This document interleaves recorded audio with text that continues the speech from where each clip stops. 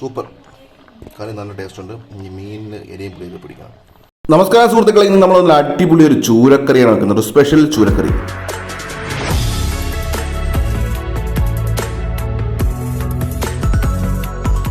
അര കിലോ വെള്ളച്ചൂരയെ ചെറിയ പീസുകളായി കട്ട് ചെയ്ത് ക്ലീൻ ചെയ്തത്, 12 അല്ലി കൊച്ചുള്ളി, ഒരു ചെറിയ കഷ്ണം ഇഞ്ചി, 8 അല്ലി വെളുത്തുള്ളി, ഒരു തണ്ട് കരിയാപ്പില, 3 പച്ചമുളകിനെ നടുകെ കീറിയത്, ഒരു 4 വടക്കം പുളിയെ 3 സ്പൂൺ ഉപ്പ് ഇട്ട് ചെറിയ ചൂടുവെള്ളത്തിട്ട് വെച്ചേക്കുക.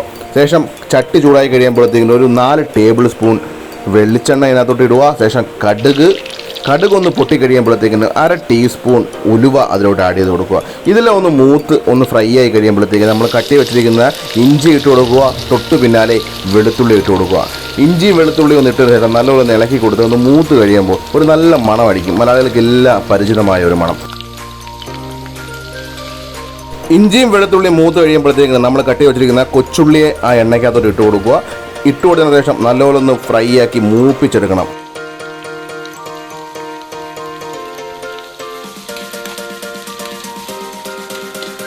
അടുത്തതായിട്ട് നമ്മൾ കട്ടി വെച്ചിരിക്കുന്ന പച്ചമുളകിനകത്ത് ഇട്ട് കൊടുക്കുക. പിന്നീട് കരിയാപ്പില എടുത്തിട്ട് ഒന്ന് ഉടയ്ക്കണം, ചെറുതായിട്ടൊന്ന് പിരിയണം. എന്നിട്ട് ഇതിനകത്ത് ഇട്ട് കൊടുക്കുക. കാരണം വെച്ച് കഴിഞ്ഞാൽ കരിയാപ്പില ഫ്ലേവർ നല്ലോണം ഇറങ്ങാൻ വേണ്ടിയാണ്. നല്ലോണം ജസ്റ്റ് ഒന്ന് കൈ കൊണ്ടൊന്ന് അമർത്തി അതിനകത്ത് ഇട്ട് കൊടുക്കുക. ഇനി നമ്മൾ ഇതിനെ നല്ലപോലെ മൂപ്പിച്ചെടുക്കുക. നമ്മുടെ ഉള്ളിയും പച്ചമുളകിനെയും കരിയാപ്പിലയും ഇഞ്ചിയും വെളുത്തുള്ളിയും എല്ലാം നല്ല കൈ ഇളക്കാതെ നല്ല മൂപ്പിച്ച് ഏകദേശം ഈ ഒരു കളർ എത്തി കഴിയുമ്പോഴത്തേക്കിന് നമ്മളൊരു 2.5 ടേബിൾ സ്പൂൺ മല്ലിപ്പൊടി അതിനകത്ത് ആഡ് ചെയ്ത് കൊടുക്കും. മല്ലിപ്പൊടി പലരും മീൻകറിക്കകത്ത് ഇടത്തില്ല. ഇതൊരു സ്പെഷ്യൽ മീൻകറിയാണ്, അതുകൊണ്ട് അത് സ്കിപ്പ് ചെയ്യരുത്.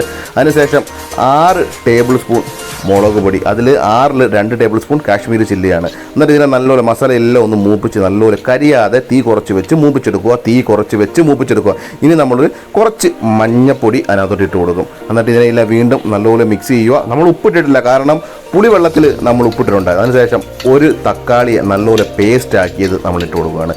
മിക്സിയിലിട്ട് പേസ്റ്റ് ആക്കിയത്. എന്നിട്ട് നല്ലപോലെ ഒന്ന് ഇളക്കി ഇതിനെല്ലാം ഒന്ന് തക്കാളിയുടെ പച്ചപ്പൊക്കെ ഒന്ന് മാറി ഒന്ന് വാടി വരുന്ന രീതിയിൽ നമ്മൾ മൂപ്പിച്ചെടുക്കുക. നല്ലപോലെ മൂത്ത് മസാല എല്ലാം ഒന്ന് കുഴഞ്ഞ് വരുമ്പോഴത്തേക്കിന് നമ്മൾ ആ പുളിവെള്ളം ഇതിനകത്തോട്ട് ആഡ് ചെയ്യുകയാണ്. പുളിവെള്ളത്തിനകത്ത് നമ്മൾ ഉപ്പ് ഇട്ടിട്ടുണ്ടായിരുന്നു. അതുകൊണ്ട് നമ്മൾ വേണമെങ്കിൽ ലാസ്റ്റ് ടേസ്റ്റ് ചെയ്തിട്ട് ഇനി കറിക്കകത്ത് ഉപ്പിട്ട് കൊടുത്താൽ മതി.